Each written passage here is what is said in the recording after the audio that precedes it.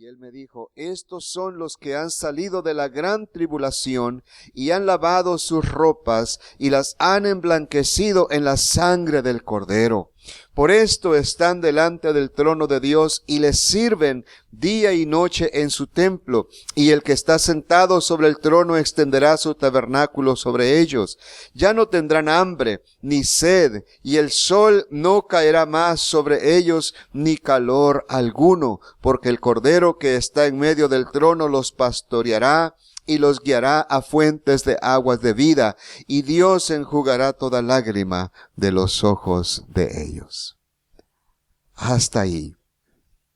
Aleluya, bendito sea el nombre del Señor. Bueno, interesante, muy interesantísimo este pasaje, y después de que estuvimos analizando el tema de los 144,000 israelitas, que Dios ha preparado como un remanente para el último tiempo, de los primeros versículos de este capítulo, ¿verdad?, que estudiamos el domingo pasado.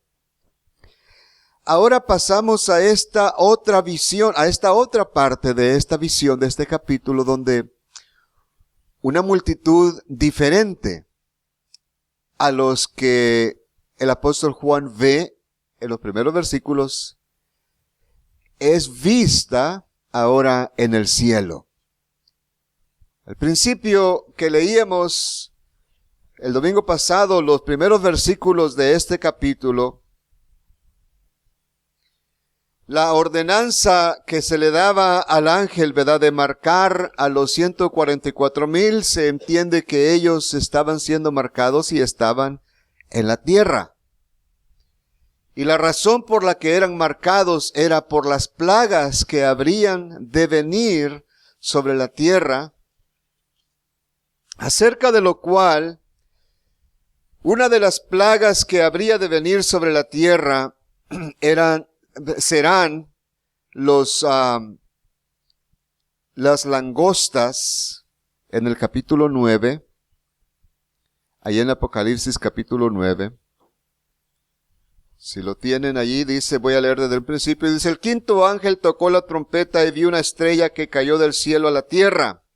Y se le dio la llave del pozo del abismo, y abrió el pozo del abismo, y subió humo del pozo como humo de un gran horno, y se oscureció el sol y el aire por el humo del pozo, y del humo salieron langostas sobre la tierra, y se les dio poder como tienen poder los escorpiones de la tierra. Y se les mandó que no dañasen a la hierba de la tierra, ni a cosa verde alguna, ni a ningún árbol, sino solamente a los hombres que no tuviesen el sello de Dios en sus frentes.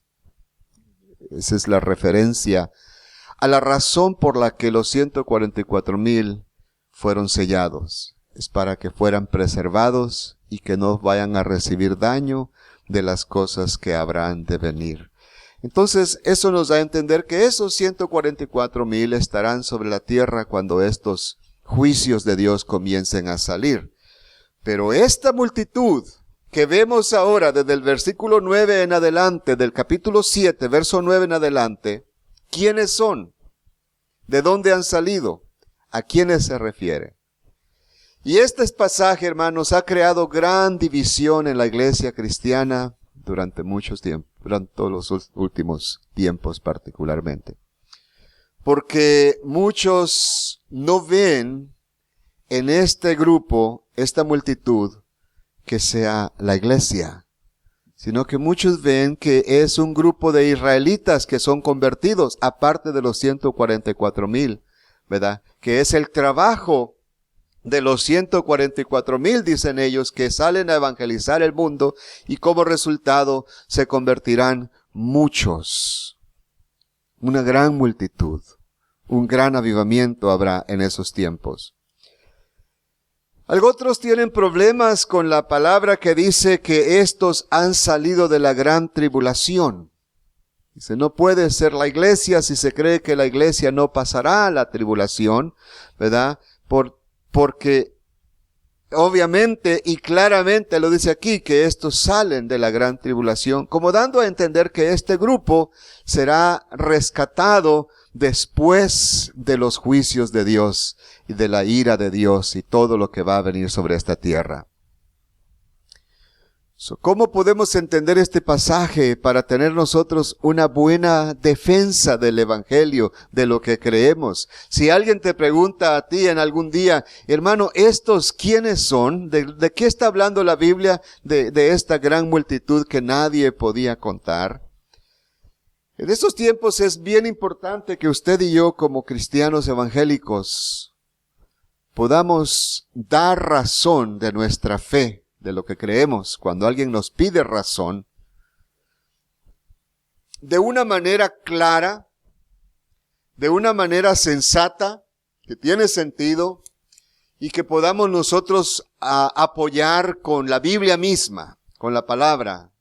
Les voy a ser sincero, los cristianos evangélicos, lo que nos distingue a nosotros cuando hablamos de nuestra fe, es que nos esforzamos defender lo que decimos con la misma palabra de Dios.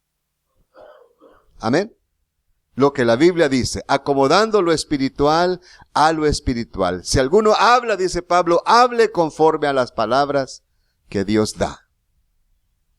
O sea, no podemos entrar en razonamientos mundanos o usar la sabiduría de este mundo para demostrar lo que Dios habla. Así que lo que nos conviene es que tenemos que saber la Biblia y lo que la Biblia dice para poder defendernos con la palabra de Dios. Y me dirá usted, pero hermano, ¿y qué si una persona no cree en la Biblia? ¿No cree que la Biblia es la palabra de Dios? ¿Cómo lo va a convencer? Mi experiencia es de que si una persona no cree en la Biblia, que la Biblia es la palabra de Dios, entonces ni para qué tratar de convencerlo de algo que la Biblia dice. Primero tiene que convertirse la persona, entregarse a Cristo, nacer de nuevo, para que luego entienda que la palabra es palabra de Dios. Aparte de eso, cualquier convencimiento o cualquier alegata que usted haga tratando de convencer a la persona, aunque diga que sí, que está bien, que le da la razón, de todas maneras no va a producir ningún cambio en su vida hasta que crea en la palabra del Señor. Y la palabra de Dios es verdad. Amén. Ahora, doy esta pequeña introducción, hermanos, porque alguien le va a preguntar a usted, ¿por qué crees tú en lo que crees? Demuéstramelo. ¿Por qué crees lo que crees? Demuestra. Si yo le pregunto, le voy a pedir, demuéstramelo con la Biblia, con versículos sensatos. Amén. ¿Qué creo yo? Bueno, lo que yo creo es que esta multitud es la iglesia que ya se ha ido con Cristo en el rapto y por eso es vista allá en el cielo. Pero Juan dice claramente que él los ve, ¿dónde? ¿En dónde están? ¿Están conmigo? Estoy en el texto, hermanos, de Apocalipsis 7, versículo 9 en adelante. Delante del trono y del Cordero, en la presencia del Cordero, allí están. Y esta visión del trono y del Cordero, fíjense bien, es parecida a la visión que ve Juan en el capítulo 4, donde dice que ve el trono de Dios y el Señor, ¿verdad? En el capítulo 4, verso 13, el aspecto del que estaba sentado era semejante a piedra de jaspe, de cornalina, y había alrededor del trono un arco iris semejante en aspecto a la esmeralda, y alrededor del trono había 24 tronos, y vi sentados en los tronos a 24 ancianos vestidos de ropas blancas con coronas de oro en sus cabezas. Esa visión del trono allá en el cielo con sus 24 ancianos y los 4 seres vivientes es el mismo lugar en donde Juan dice que él ve a esta multitud vestida de ropas blancas. En el cielo, delante del trono y del Cordero. ¿Son solo judíos? ¿Son solo israelitas? ¿Qué cree usted? Vamos a ver verso por verso. ¿Qué entiende usted cuando lee la palabra ahí en el versículo 9 donde estamos? Vi, después de esto miré y he aquí una gran multitud, la cual nadie podía contar. ¿Qué cree usted acerca de las siguientes palabras que dice? De todas naciones y tribus y pueblos y lenguas. Y alguien podría alegar y decir, hermano, pero la cosa es que ahora hay judíos rusos, hay judíos alemanes, judíos americanos, hay judíos chinos, de todo, por todos lados se han dispersado, entonces hay de todas las nacionalidades, o puede referirse, pero las palabras, hermano, aquí la palabra etnia, el griego se refiere a nacionalidades o razas diferentes. Un judío, aunque sea ruso, no deja de ser judío. Sigue siendo de la raza judía. Aunque sea chino, sigue siendo de la raza judía. Amén. Así es. Ellos no pierden su cultura. Los americanos igual. Amén. Americanos son anglosajones donde quiera que vayan. Los mexicanos yo creo que también, ¿verdad? La única cosa que hace la diferencia entre los mexicanos o salvadoreños o de otro país es que se vienen para acá y se creen tan americanizados que tienden a despreciar su propia cultura, algunos, ¿me entiende? Pero, como dicen, ¿verdad? Siguen teniendo el nopal pintado en la frente. Por más que quieran hacerse americanos, pero siguen siendo gente hispana. La cultura no cambia. Y yo creo que la Biblia es bien hermosa y bien clara en este aspecto de darle a cada quien el lugar, aún estando en el cielo, para que los negros se vean como negros, los chinos se vean como chinos, los hindúes se vean como hindúes, los americanos se vean como americanos, pero allá en el cielo todos estén iguales. Todos estén delante de la presencia de Dios en el mismo nivel delante del Cordero. ¿Sabe? Una de las cosas que Dios tiene en mente, en su agenda, es quitar el racismo. Quitar la racialidad que existe. No cambiando a las gentes, ¿verdad?, de color, porque eso siempre va a estar allí. Las culturas, las fisonomías de las caras.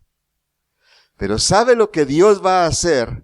Hacer que los seres humanos se puedan amar unos a otros aunque se vean diferentes y sean diferentes.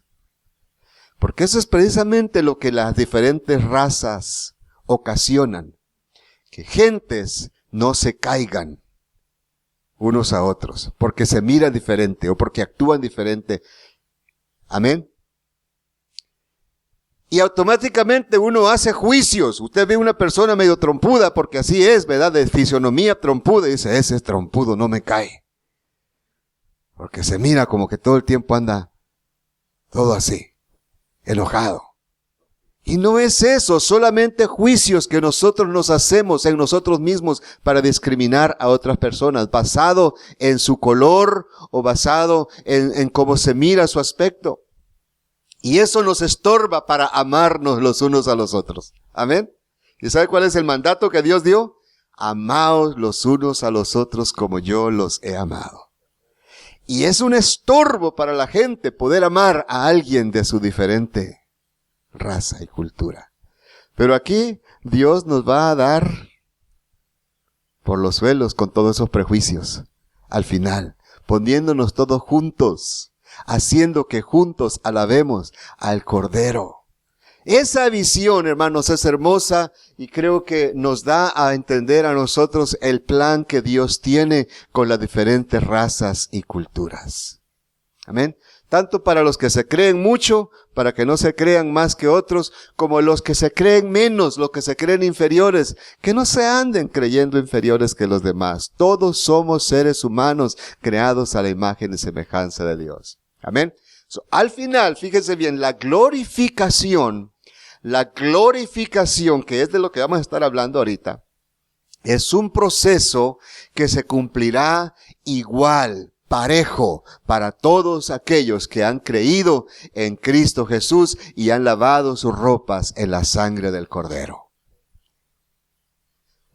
Ok, ese es el punto, la posición doctrinal desde donde yo voy a estar presentando este pasaje. Y si ustedes tienen alguna diferencia de creencia en esto, ¿verdad? Pueden preguntar o pueden opinar. Amén. Y vamos a tratar de sacar adelante esto. Sí, hermano Jesús. Precisamente lo que habla el apóstol Pablo en Efesios 2, ¿verdad? Donde habla de que ya no va a haber griego, ni bárbaro, ni escita, ni... Todas las paredes divisorias serán, bueno, por Cristo han venido a ser quitadas, ¿verdad? Tenemos una nueva ciudadanía en Cristo Jesús, dice el verso 13 de Efesios 2. Vosotros que en otro tiempo estabais lejos, habéis sido hechos cercanos por la sangre de Cristo. ¿No le da gloria a Dios usted, hermano, con eso? Porque con esa sangre de Cristo, no tenemos que esperar nosotros a que se apruebe una amnistía o una visa en el cielo, sino que la sangre de Cristo, ese es el proceso que Dios ha usado para admitir legalmente en su reino, en su ciudadanía, a todos los que creen en Él, para que sean ciudadanos de un nuevo reino. Aleluya. Por la sangre de Cristo, porque Él es nuestra paz, que de ambos pueblos hizo uno, derribando la pared intermedia de separación, aboliendo en su carne las enemistades, la ley de los mandamientos expresados en ordenanzas, para crear en sí mismo de los dos, o sea, de los gentiles y de los judíos, los israelitas, un solo y nuevo hombre, haciendo la paz.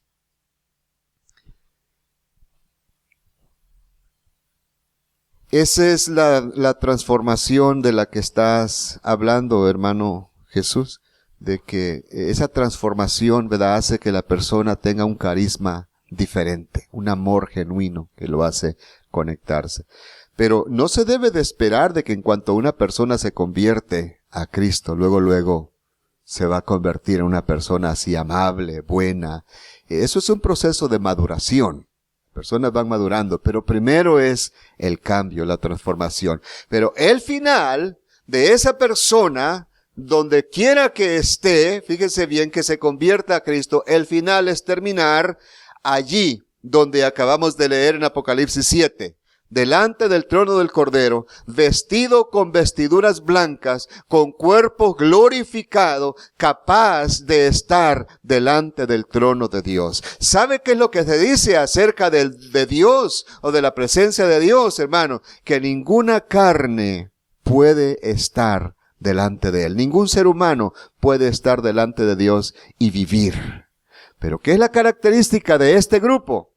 Están delante del trono de Dios y del Cordero. Y no solamente están vivos, están cantando, están alabando, están glorificando a Dios, están celebrando. Algo ha sucedido en ellos que hace que ya no mueran ante la presencia del Cordero y de su trono. ¿Alguien más tiene alguna pregunta o algo más que añadir? Ok.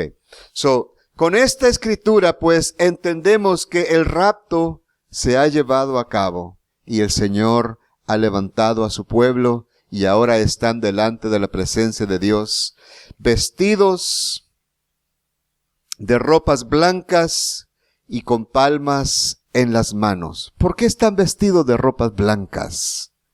Vamos a Apocalipsis 19. Vamos, ahí nos da otra explicación.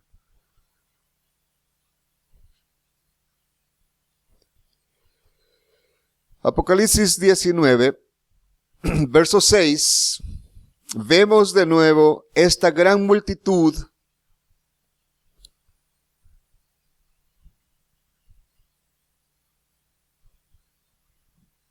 Amén. Todo ese pasaje desde el 1 hasta el 8 es otra repetición de la misma visión del trono de Dios con sus 24 ancianos, los ángeles alrededor del trono y todo ello, la misma escena que el apóstol Juan, ¿verdad?, sigue viendo allí cuando él nos presenta una visión en el cielo. Y verso 6 de este capítulo 19 dice, y oí Oí como la voz de una gran multitud, como el estruendo de muchas aguas y como la voz de grandes truenos que decía, Aleluya, porque el Señor nuestro Dios Todopoderoso reina. Gocémonos y alegrémonos y démosle gloria porque han llegado las bodas del Cordero y su esposa se ha preparado. Y a ella se le ha concedido que se vista de lino fino, limpio y resplandeciente, porque el lino fino es las acciones justas de los santos.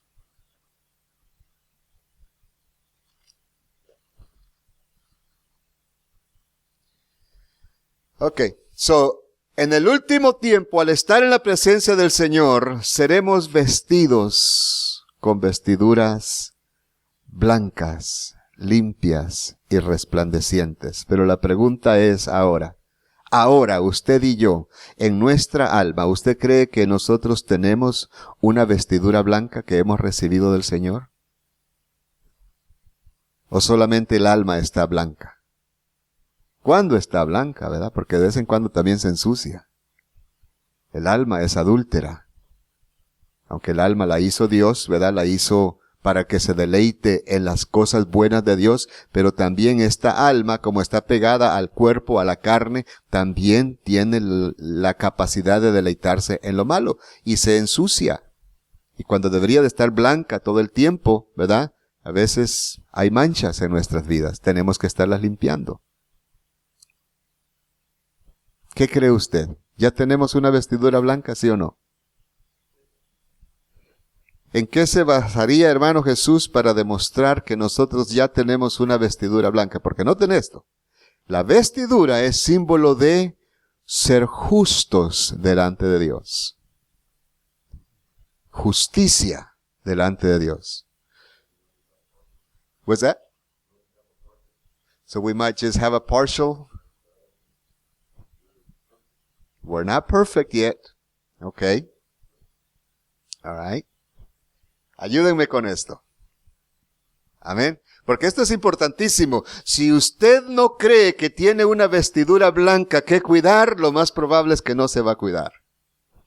Si usted no cree que tiene una vestidura blanca que estar limpiando, que estar lavando para siempre traerla puesta, lo más probable es que no la va a lavar. Amén. No va a tener nada que lavar. Hay unos de nosotros que tenemos un traje, ¿verdad?, que nos gusta más, que lo lavamos más seguido, porque nos gusta cómo nos vemos en ese traje. You got something? No? Okay. ¿De qué estamos vestidos nosotros, hermanos? ¿Cuál es la primera vestidura que nos ponemos nosotros cuando venimos a Cristo Jesús?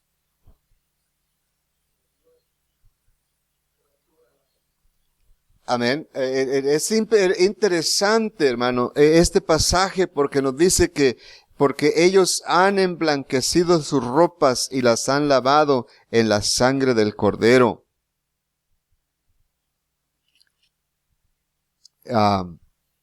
Es la pregunta que le hace el anciano, ¿verdad?, al apóstol Juan. Estos que han salido, ¿de dónde son? Están vestidos de ropas blancas. ¿Quiénes son y de dónde han venido? Yo le dije, tú lo sabes. Y él me dijo, estos son los que han salido de la gran tribulación y han lavado sus ropas y las han emblanquecido en la sangre del Cordero. Note las palabras ahí, han lavado, como algo continuo. Algo que estuvieron haciendo y lo siguieron haciendo hasta el momento en que fueron recibidos arriba. Han lavado. Es pues una palabra, ¿verdad?, que indica continuidad, una acción continua. Y lo estuvieron haciendo, a mi entender de esta palabra, hasta el día en que se terminó su carrera, su lucha, como dijo Pablo. He acabado la fe, he acabado la carrera, he cumplido la fe. Entonces esto, hermanos, para entender nosotros que tenemos que tener algo que estar lavando, para que al final recibamos la corona de vida o las vestiduras blancas y resplandecientes. Quiere decir que desde que usted y yo nos entregamos a Cristo, tenemos que entender que recibimos vestiduras blancas de justicia. Ok, ahora, lo interesante que se practicaba antes en los primeros cristianos durante el tiempo de la historia del cristianismo, los primeros años, que cuando se bautizaban las personas los hacían que se vistieran con unas túnicas blancas. Para cuando se metían al agua, pues se metían en eso y ya salían con esas vestiduras blancas en representación de que esas personas salían blancas, sin mancha, todos sus pecados les eran borrados, les eran perdonados. Pero no solamente porque el bautismo, las aguas limpiaban, sino porque había una cosa interesante en la fe de aquellos cristianos, y creo que es importante que esté también en nosotros.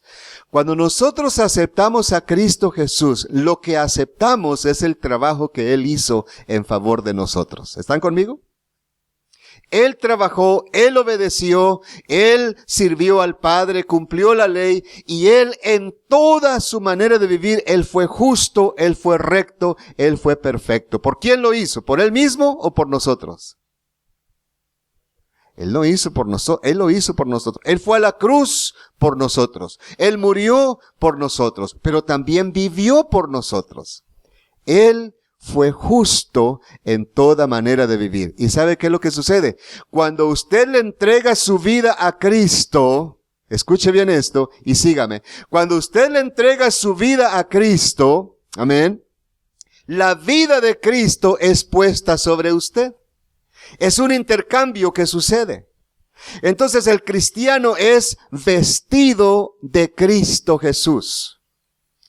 Desde el día primero que se entrega a Cristo, y especialmente cuando se bautiza completamente arrepentido de sus pecados, es más obvio, más claro que el cristiano está revestido de Cristo. Y ya no vivo yo, mas Cristo vive en mí, dice la palabra. Entonces, desde ese día primero, el cristiano puede decir, estoy justo delante de Dios, no por mis propias obras, sino porque la justicia de Jesús ha sido puesta sobre mí. Estoy vestido de justicia y de santidad. No mi propia, sino la de Cristo. Por eso es que es justo lo que decía mi hermano Manuel. Es en parte lo que tenemos. Pues sí, es en parte porque está la justicia de Cristo sobre nosotros, pero también está nuestra propia vida allí, a la cual somos llamados a morir continuamente, morir a vosotros mismos, para que sea Cristo el que viva en ustedes. Eso es un revestimiento. Hagamos morir las obras de la carne, para que la vida de Cristo se manifieste más en nosotros. Entonces, es ese vestido de justicia, de justificación, el que nosotros recibimos continuamente. Ahora, eso es lo que nos da a nosotros un estatus de justos delante de Dios. Ahora, no todos los cristianos creen esto que yo les estoy explicando.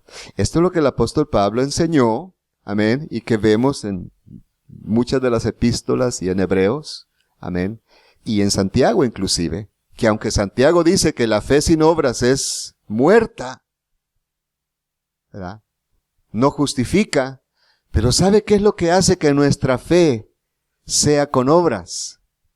Que las obras de Cristo nos las apropiamos y vienen a ser como nuestras. La obediencia de Jesús, la muerte de Jesús, el amor de Cristo hacia el Padre, todo eso viene a pasar a nuestra cuenta.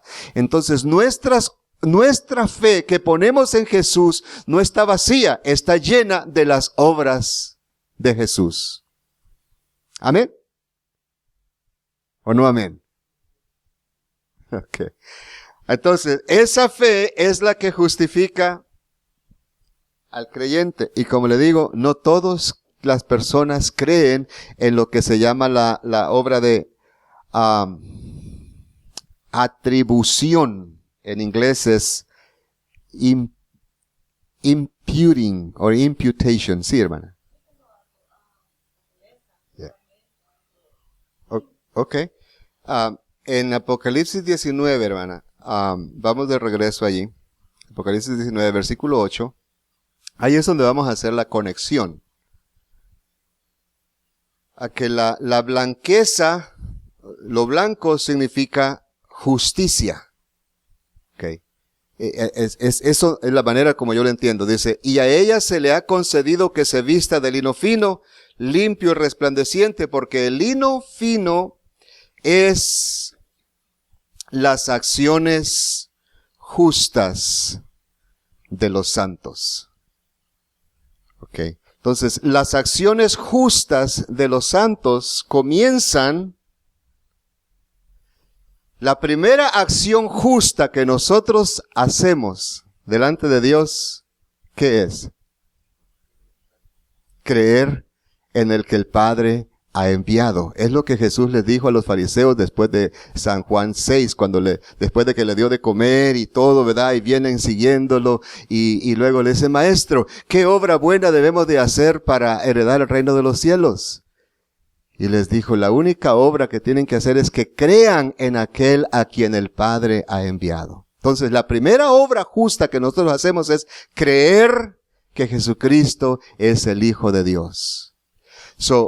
Desde allí creo yo, hermana, que comienza esa vestidura. Entonces, me refiero así es como yo lo he entendido todo este tiempo, que la blanqueza, la pureza, significa justicia. Ahora, pero al principio no comenzamos con una justicia propia. Los cristianos no comenzamos así. Los cristianos comenzamos con la justicia de Cristo. Primero nos vestimos con la justicia de Cristo y después, ya teniendo la justicia de Cristo, vamos emparejando o igualando, asemejando nuestras acciones junto con la vestidura que traemos puesta.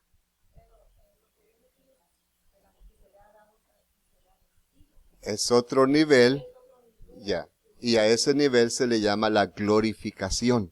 Okay. Es el nivel máximo, o sea, es como el premio por haberse justificado, haberse santificado aquí en la tierra, lo cual no toda la gente lo hace. Okay. No todo cristiano, inclusive, se santifica o sigue ese proceso de estar lavando sus ropas en la sangre del Cordero, con vistas de que un día, aunque, ¿verdad? Ahorita, hermanos, eso es lo triste, que nosotros tengamos una vestidura blanca, un traje nuevo, ¿verdad? Y que con el uso se nos ensucie.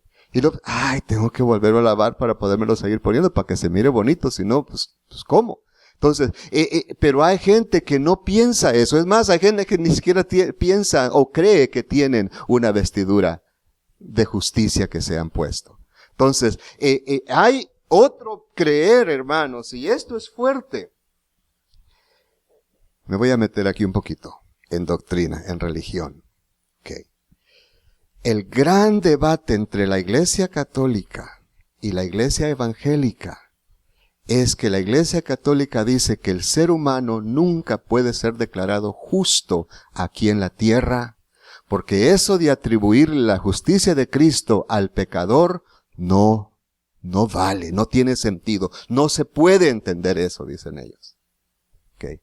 Eso no es justo, no tiene lógica que un culpable, un pecador, sea declarado justo. ¿Pero cómo? Eso es inmoral.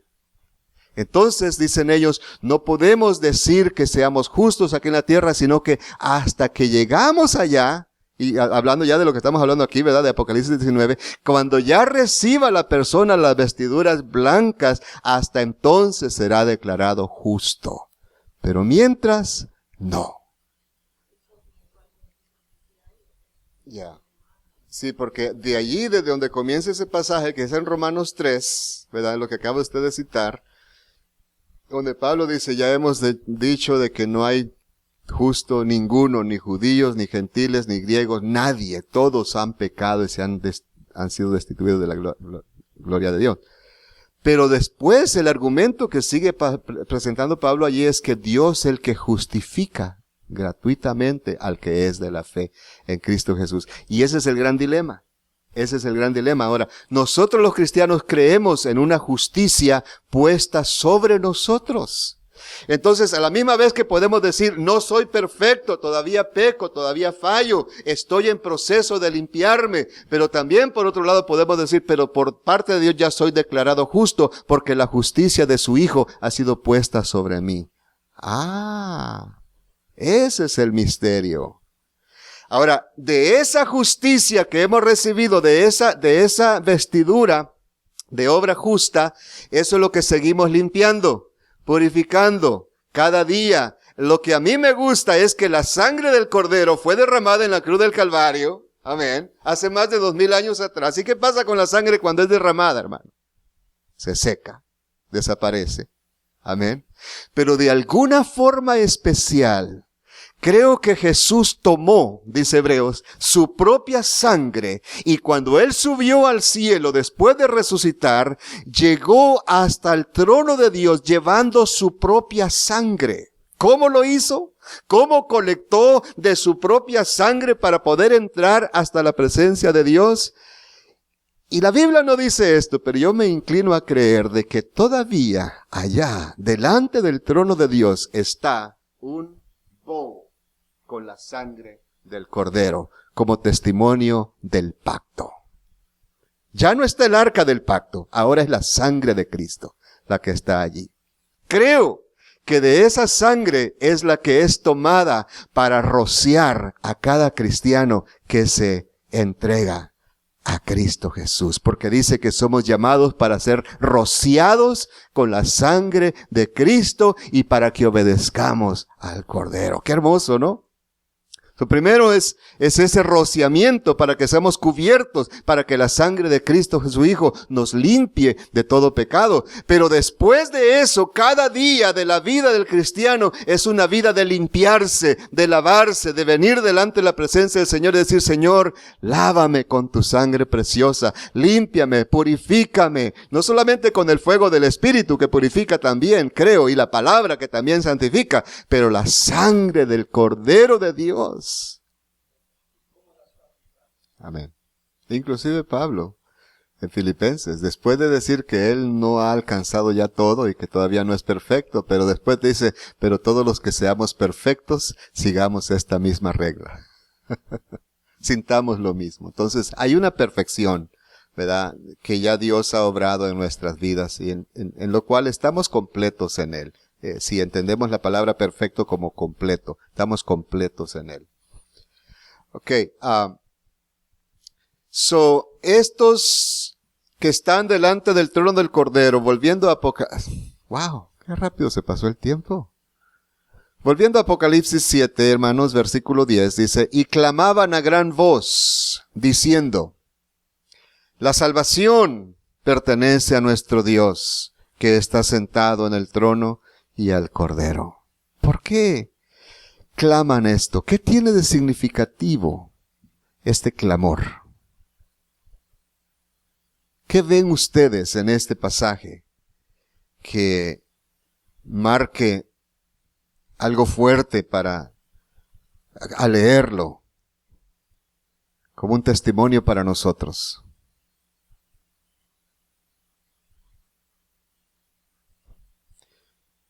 Cada quien exclama, fíjese, en esa presentación de Apocalipsis, cada quien exclama según lo que está experimentando. Por ejemplo, los mártires que fueron vistos debajo del altar, ¿qué es lo que clamaban a ellos? ¿Hasta cuándo, oh Dios? ¿Por qué? Porque sabían que Dios tenía preparado un día para hacer juicio sobre la tierra y ellos están esperando ese día que traerá satisfacción a su alma necesitada de justicia. Amén. Ahora, esta multitud que no se puede contar han ido a reunirse con estos mártires que estaban debajo del trono. Ahora ya están siendo consolados y lo que exclaman es esto: la salvación pertenece a nuestro Dios, que está sentado en el trono y al Cordero. Creo que ellos exclaman eso porque acaban de experimentar una gran salvación. ¿Por qué? Porque han sido sacados de en medio del refuego, de en medio de las grandes terremotos y tempestades que estarán habiendo en este mundo. La salvación la han visto ellos como un rescatamiento, no solamente porque vivieron en la tierra como nosotros hoy, que decimos por gracia soy salvo, y la gente nos ve y nos critica y dice, ¿cómo sabes que eres salvo? ¿Y de qué eres salvo? Pues somos salvos porque ya estamos en las manos de Cristo Jesús y tenemos herencia en los cielos, ¿verdad? Pero todavía van a venir cosas que tenemos que nosotros sufrir, a veces aguantar, pero cuando ya haya pasado todo, entonces podremos decir, somos salvos completamente. La salvación pertenece a nuestro Dios, el que está sentado en el trono y el Cordero. Y lo interesante que dice el verso 11, todos los ángeles estaban en pie alrededor del trono y de los ancianos y de los 4 seres vivientes, y se postraron sobre su rostro delante del trono y adoraron a Dios. ¿Qué significa esto para los ángeles, hermano? ¿Y por qué menciona? Porque la Biblia dice que los ángeles en número son millones de millones. Gran cantidad. Entonces, al incluirlos con esa palabra, todos los ángeles están alrededor presenciando esta escena, cuando la novia al fin está delante del Cordero, cara a cara, adorándolo. Esa es la reunión más gloriosa que esperaba mirarse, por lo que el Cordero sufrió, aleluya, y que al fin Él haya rescatado la cosecha que a Él le pertenece, amén. Esa reunión gloriosa causa que los ángeles todos, estando alrededor del trono, se postren y adoren a Dios. Es un evento gloriosísimo lo que estamos mirando aquí, hermanos. Entonces, creo que, por eso creo que se refiere a esa reunión, que después del rapto, la iglesia es llevada al cielo. Y otra vez digo, esto no es algo que todos los cristianos creen. De hecho, hermanos, hay gente que ni siquiera cree que va a haber bodas del Cordero, como la mayoría de nosotros creemos. Porque no hay mucho en la Biblia que hable acerca de esa boda del Cordero. Bueno, tenemos la parábola de la cena de bodas, ¿verdad? De Mateo 20 o 22, parece que está por ahí. Del rey que hizo fiesta de boda para su hijo. Tenemos también lo que acabamos de leer en Apocalipsis 19, donde dice que bienaventurados los que son llamados a las bodas del Cordero, la gran cena de las bodas del Cordero. Pero obviamente este pasaje nos presenta esta gran multitud, como digo, a mi ver, la iglesia de toda tribu, pueblo, lengua y nación, vestida con vestiduras blancas, con palmas en las manos. ¿Y qué significan las palmas en las manos? Victoria. Hemos vencido. He peleado la buena batalla. He acabado la carrera. Con palmas en las manos. Aleluya.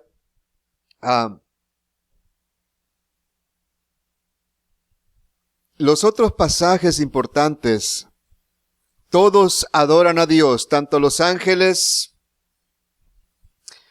como los 24 ancianos, ahí presentes. Uno de ellos, dice el apóstol, verso 13, uno de los ancianos habló diciéndome, estos que están vestidos de ropas blancas, ¿quiénes son y de dónde han venido? Yo le dije, Señor, tú lo sabes. Y él me dijo, estos son los que han salido de la gran tribulación. Aquí es donde creo yo que la doctrina de que el rapto será antes de la tribulación tiene problemas.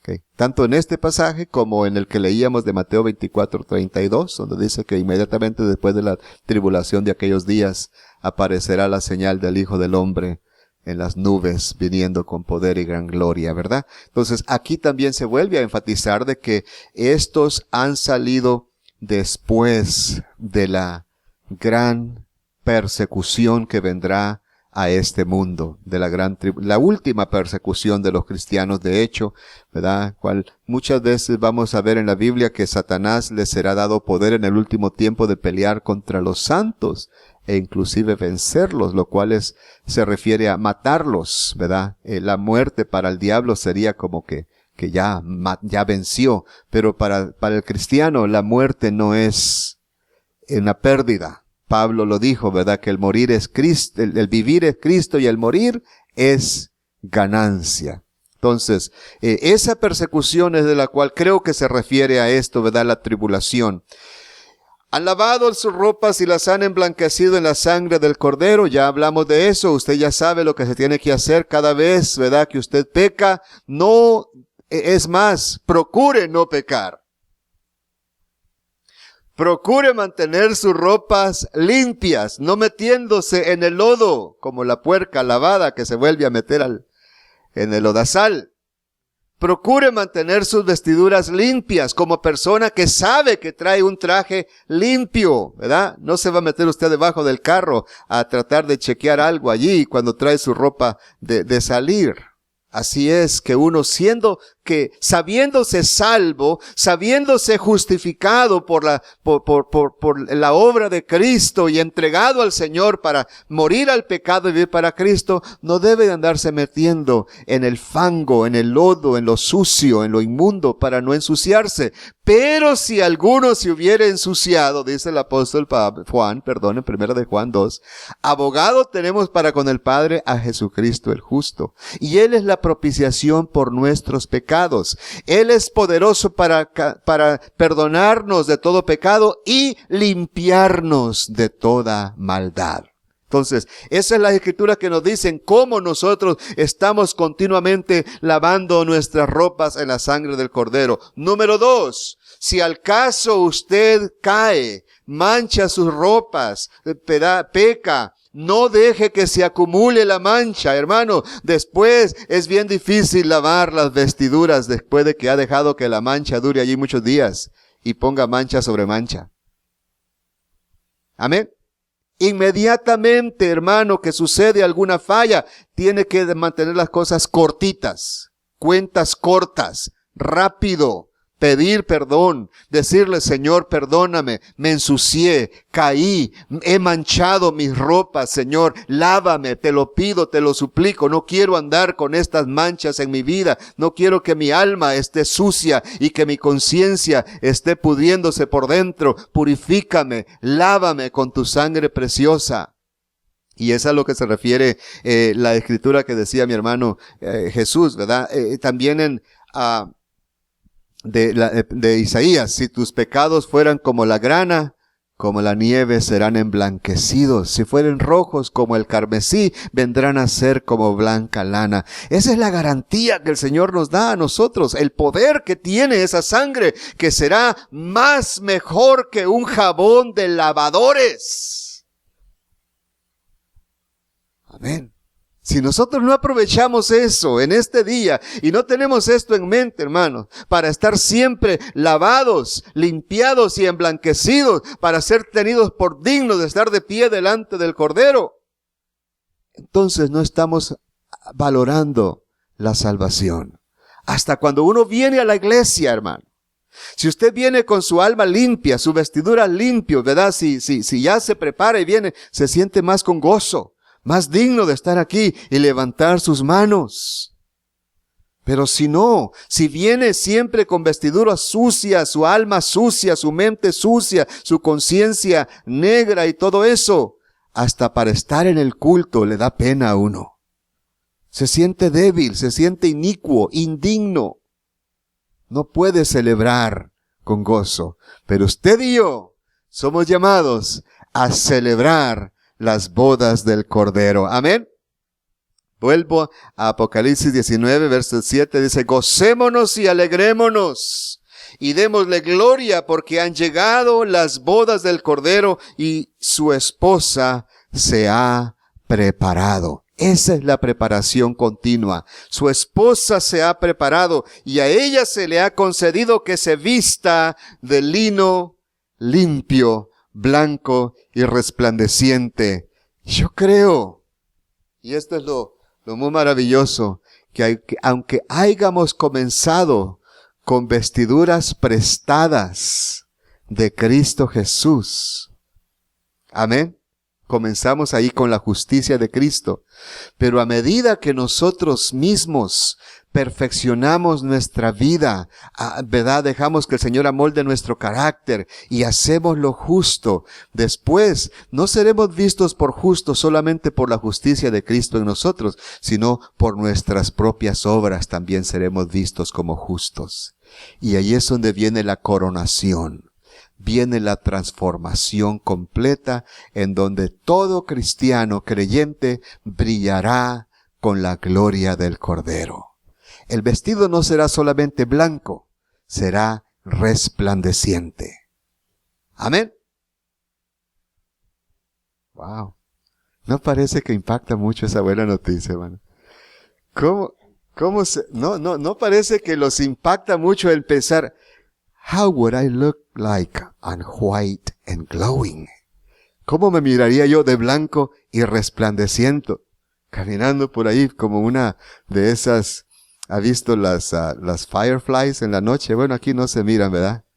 Pero las mosquitas esas que brillan en la noche. ¡Wow! Las luciérnagas. Ahí andan, flotando en el aire, hermano, y nomás se les antoja, ¿verdad? Y no sé qué es lo que hacen, pero no todo el tiempo están glowing. Cuando ellas quieren, prenden su lucecita y se enciende y usted las mira. ¿Qué tienen? Brillan. Tienen luz. Esa es la visión de Dios para usted y yo. Que nosotros, aquí hermano, es solamente es alegórico. Brilla, hermano, brilla con la luz de Dios. Pero allá, literalmente, vas a brillar con la gloria del Cordero. Denle un aplauso a Cristo. Vamos a brillar con la gloria del Cordero. Aleluya. Alabado sea el nombre del Señor. Puestos de pie, hermano. Yo sé que ya no les cabe más. Por esta mañana ya es bastante. 1 hora. ¿Qué si les predicara como Pablo, como 12 horas? Aleluya. Vamos a orar. Vamos a elevar nuestra oración al Señor. Aleluya. Padre glorioso, tus planes para nosotros verdaderamente que son grandes. Son mucho más altos de lo que nosotros pensamos acerca de nosotros mismos. Nosotros también podemos decir como David, ¿quién soy yo? ¿Y quién es mi casa para que pienses acerca de mí con cosas tan grandes hacia el porvenir? Pero gracias, Padre, por lo que tienes planeado para nuestras vidas.